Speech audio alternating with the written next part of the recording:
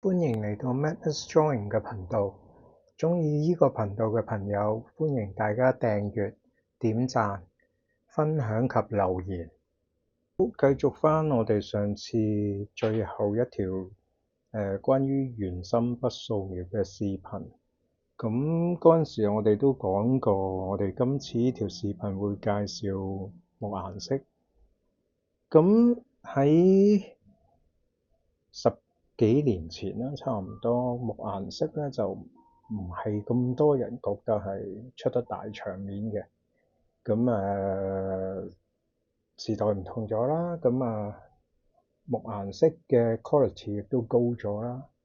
咁你而家見到呢張咧喺白紙上面嘅呢個係用卡達同埋主要用飛靶柔性嘅木顏色上嘅一張素描。OK。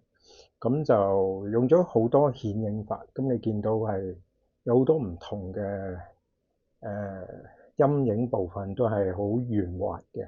咁上面咧，咁我又做咗少少好似歐風咁嘅效果，但係用排線去做嚇，用線打網，咁就唔同嘅做法，呢啲地方都係 OK。咁呢個係最早期我哋用一個叫做 artist 級嘅揮拍家嘅柔性木顏色做嘅。OK。咁而家咧，咁我哋開始講嘅就係，譬如我哋最早期我哋可以用白色嘅畫紙，用木顏色去嘗試畫唔同嘅嘢啦，總之你自己喜歡嘅嘢啦。我好主張係畫畫係或者你自己好中意嘅嘢。OK。咁嗱，跟住呢個係用咗另一個品牌嘅木顏色。OK。咁我哋今日都係主要介紹呢個木顏色，卡達嘅6901系列。OK。一個柔性嘅木顏色。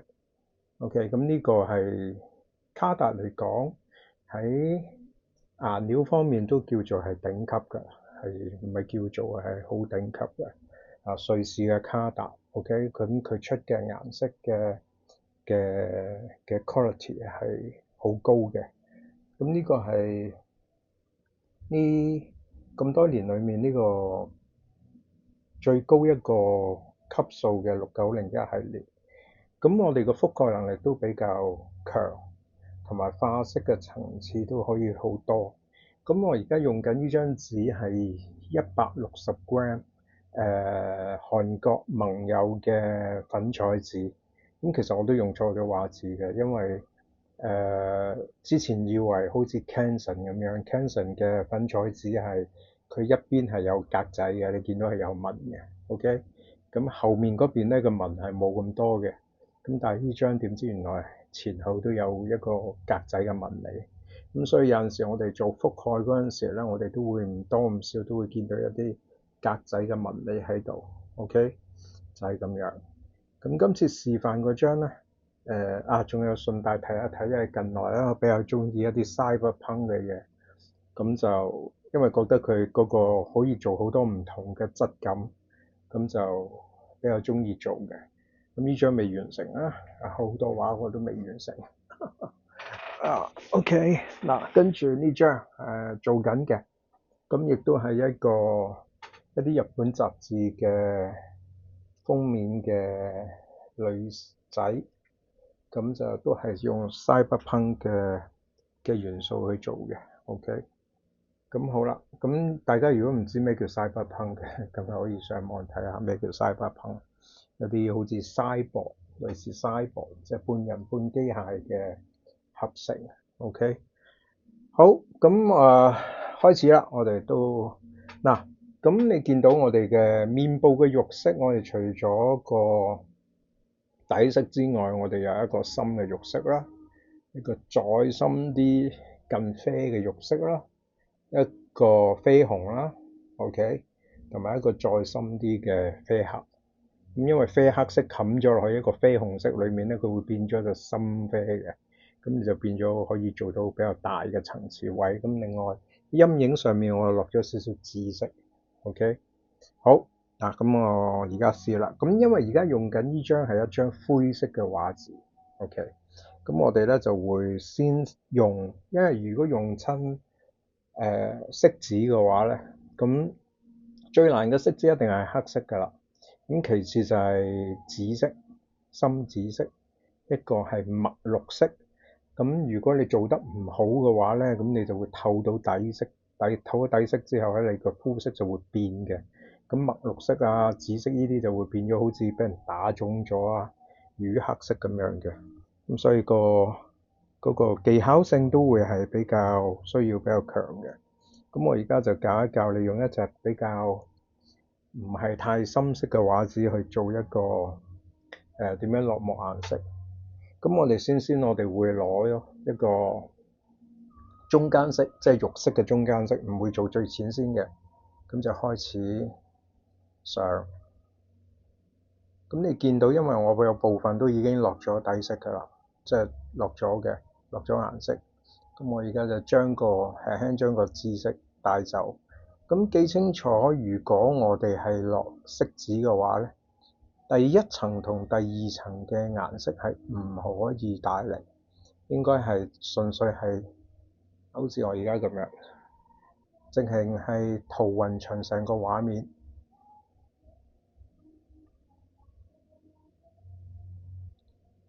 你見到我而家上嘅方向都係一個方向咁樣掃，就唔會有打橫又打直嘅。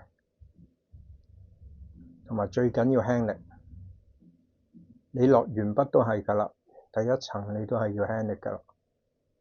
咁當然啦，都係上次講過啦，有好多人都會落咗重暗位，跟住用淺色或者中間色嘅顏色去化出去嘅。咁我就唔習慣咁樣做嘅，尤其是初學者，我就覺得你幅畫好容易報銷。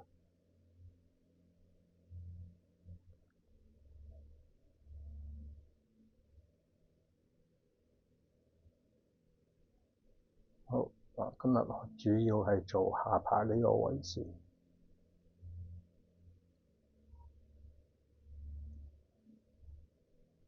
你都見到而家係塗唔勻循嘅，好多窿窿嘅。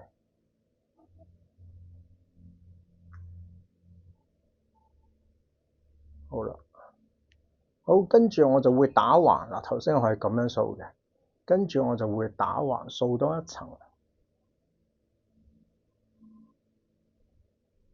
我會轉筆。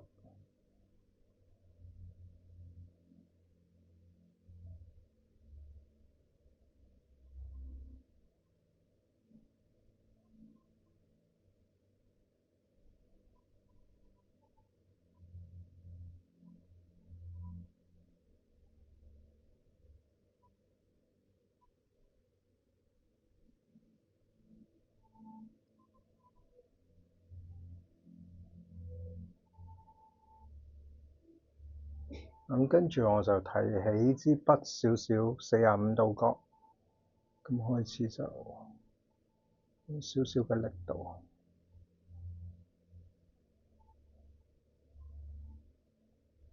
好，OK，好啦，大家睇到啦。因為我現場睇咧，佢嘅窿窿都係比較明顯嘅，經過部 iPad 睇出嚟個畫面有少少唔同。OK，好，因為呢個係暗位嚟嘅，咁我哋跟住落嘅顏色就會係一個比較深少少嘅啡，或者我轉一個橙，因為佢嘅頭髮有一個轉咗隻粉橙色，因為佢頭髮有一個嘅反光位置，因為佢嘅頭髮會比較光。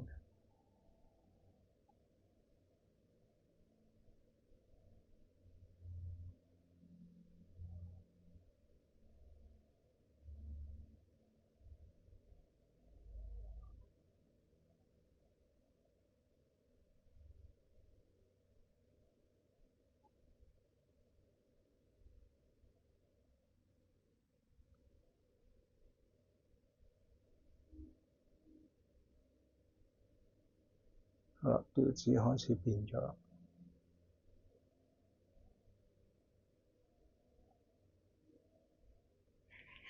OK，咁跟住我就會攞一啲深少少嘅肉色，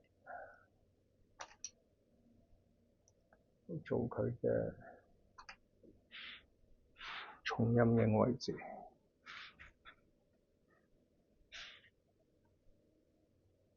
一樣打圈顯影法。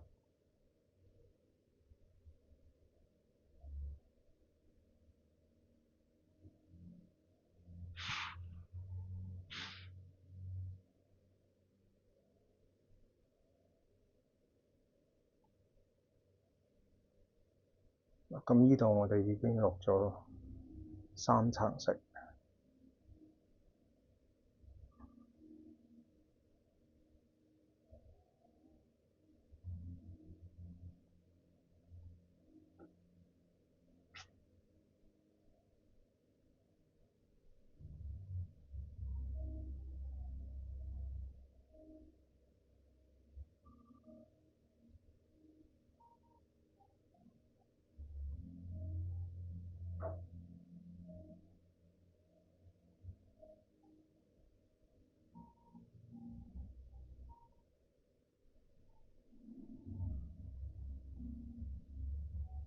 咁順帶提一提，點解我哋要用86g 以上嘅紙咧？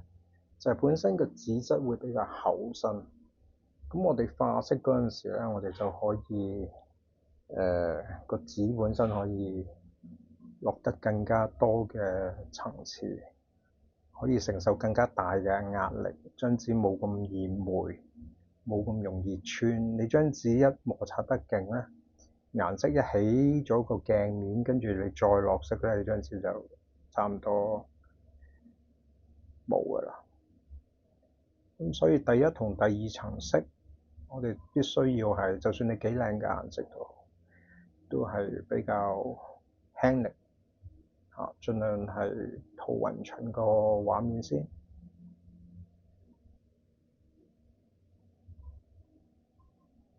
跟住推開個陰影。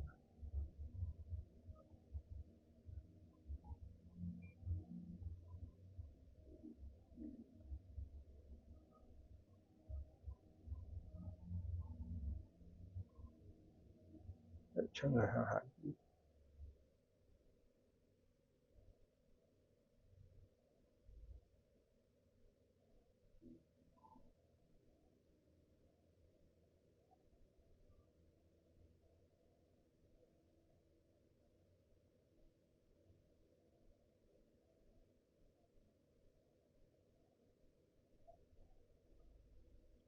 而家咧喺 IG 上面咧，你會見到好多韓國人或者外國人用木顏色畫好多好多唔同嘅插圖啊。因為頭先講咗啦，頭先都睇過，因為本身個 quality 都已經唔同咗啦，咁所以佢哋會用好多木顏色。咁有啲人鍾意木顏色，有啲人鍾意快，有啲人就覺得，你喺度磨色磨嚟做乜鬼嘅？呢啲個人嘅喜好啊，我唔加以評論，亦都唔想評論佢哋。呢啲係個人喜好，講明。你鍾意快係你嘅問題，我鍾意慢慢磨，我鍾意睇質素。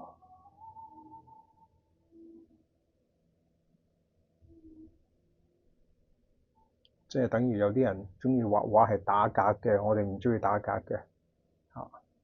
我哋鍾意係用訓練你自己隻眼去睇唔同嘅線條同輪廓，一樣道理。有啲人覺得打格你畫出嚟嘅嘢就會準確，就會畫得似，咁我哋就唔係。我追求係你隻眼識得睇嘢，識得睇線條，識得睇輪廓，就係咁簡單。呢啲亦都係個人嘅喜好。佢覺得 OK 就得㗎啦，畫畫就係呢樣嘢，你覺得得就得㗎啦。好啦，大家哋而家都睇到出咗嚟嘅效果係點？好，跟住個指向下巴，下巴位置延伸，輕輕力。呢度係一個比較重嘅位置，之後我哋就輕力將個顏色輕入移。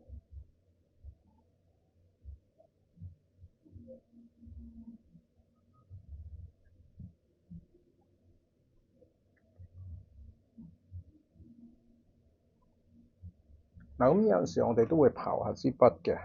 啊，當佢鈍咗，你覺得佢鈍嗰陣時，我哋就會刨一刨，因為你始終落咗咁多層色咧，佢嘅筆尖咧位置咧會將其他嘅顏色去帶走嘅，咁個感覺會冇咁容易落色嘅。啊，你刨咗之後咧，咁你嘅顏色又會出啲。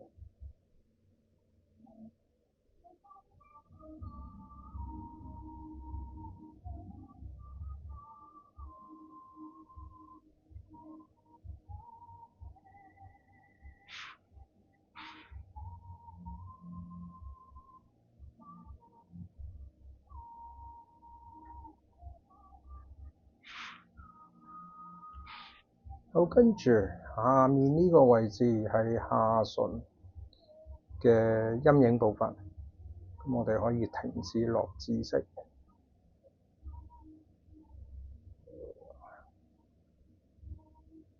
咁跟住我哋會轉一隻啡色出嚟，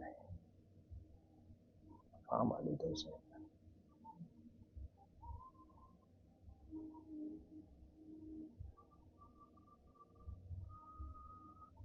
好，我哋會用一隻，跟住我哋會用一隻偏紅嘅啡色做佢下巴嘅陰影部分。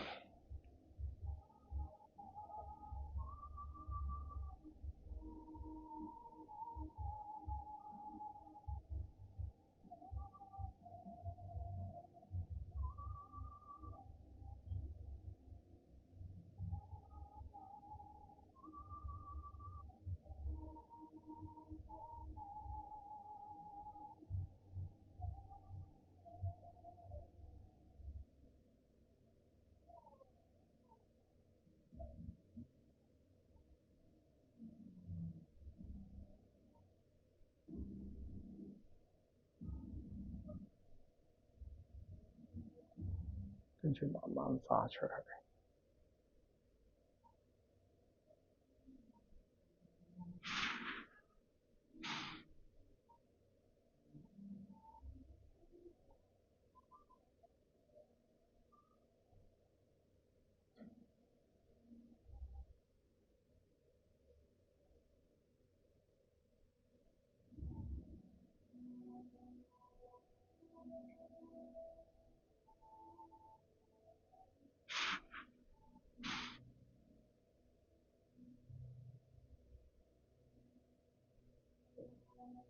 嗱，跟住大家見到佢嘅右手邊下巴部分，突然間好似跳開咗啲顏色。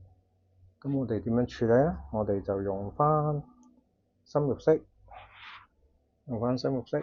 ，OK，將佢呢度嘅陰影慢慢拖翻化佢。嗱，油性嘅木顏色就可以做到由淺色去帶翻深色走。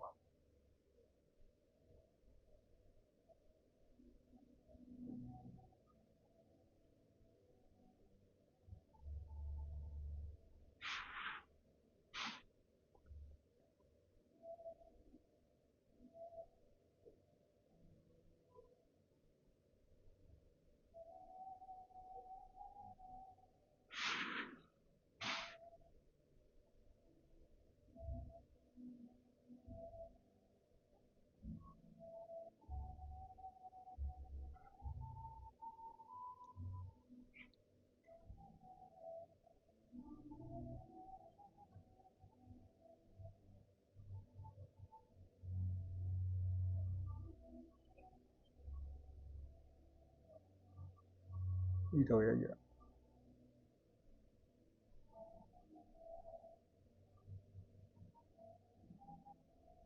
大家睇到個變化。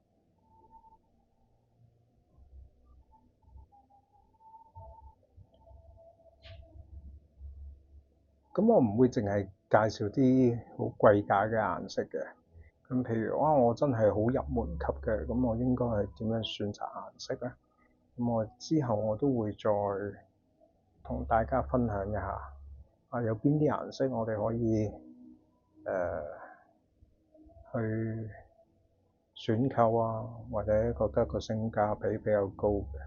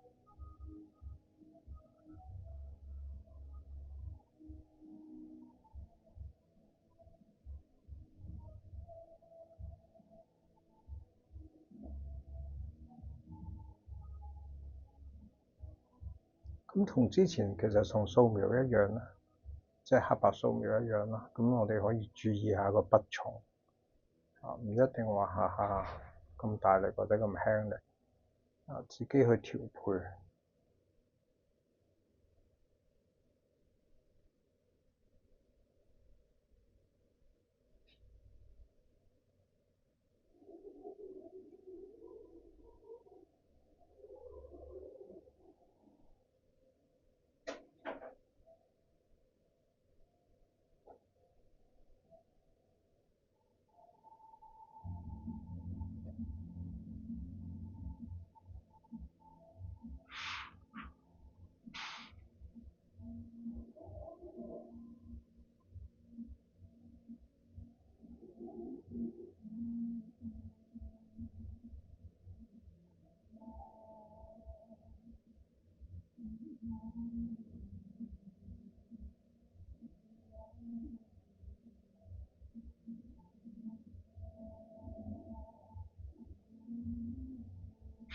好啦，跟住下巴嗰個位置，我想再做出少少嘅，咁我就將嗰個陰影部分慢慢再擴大少少。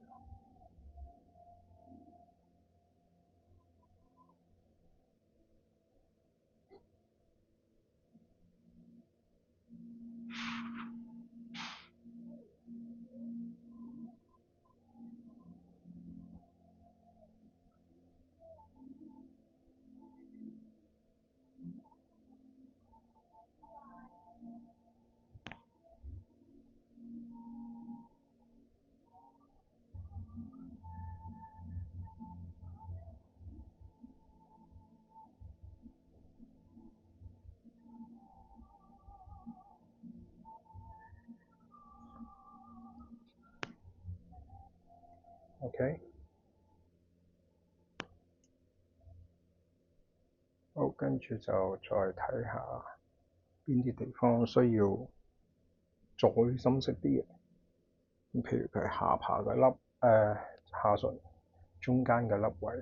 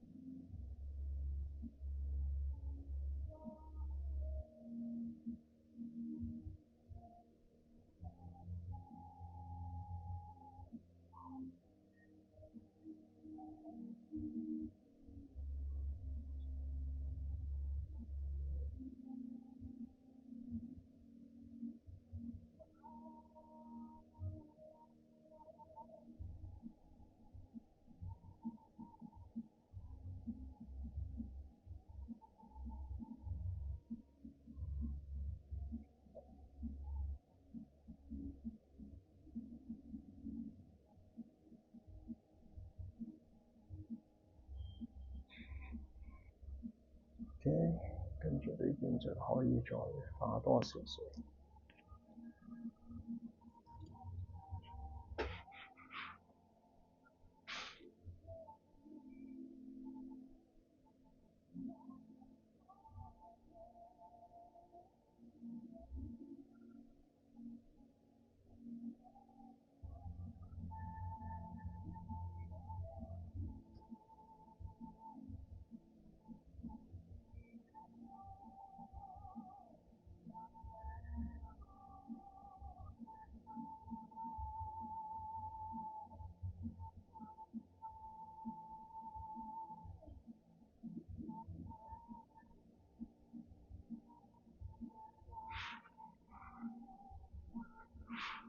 OK，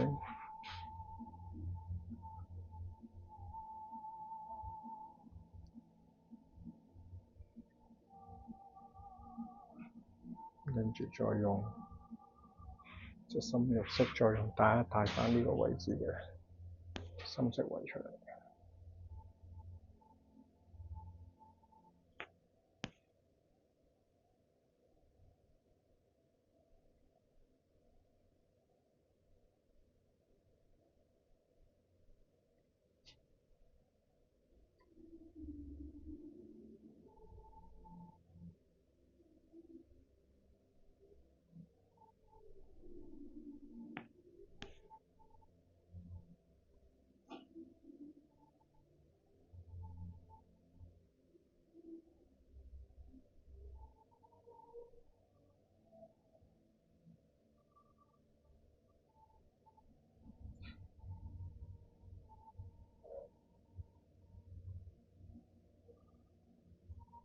好啦，咁你睇到我下邊嘴角下面嗰個紫色好似唔係好夠嘅，咁我哋就補翻少少紫色，咁跟住我哋就加翻少少紫色。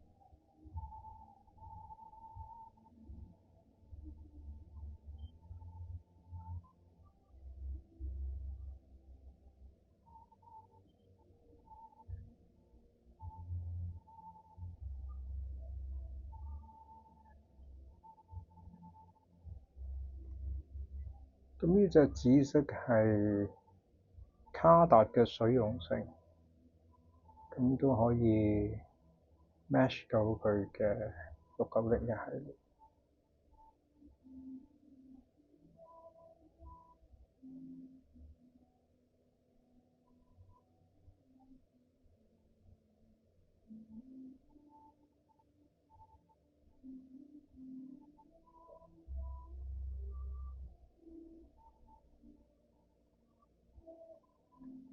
OK，呢隻係水溶性嘅卡達3888。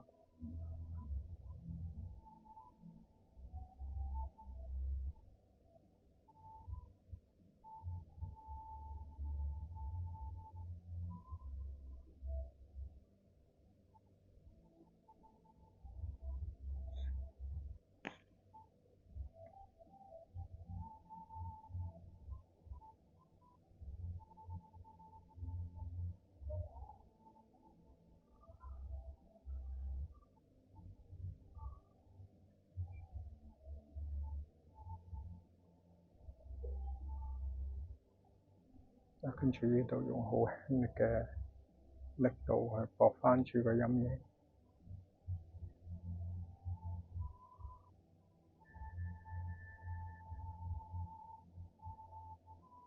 記清楚我哋落墨顏色咧，我哋係要密，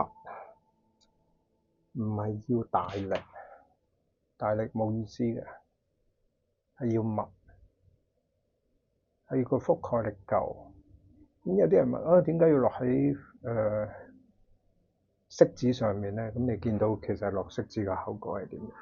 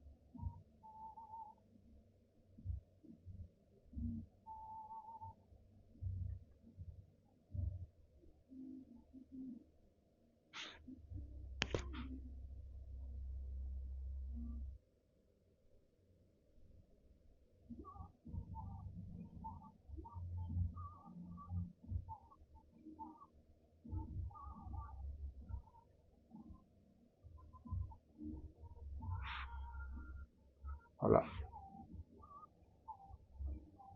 好，咁今次我哋就去到呢度先。咁下一次咧，我哋就會再做多啲，譬如佢金屬嘅部分啦、頭髮嘅部分啦，點樣去處理嘅。OK，今日去到呢度。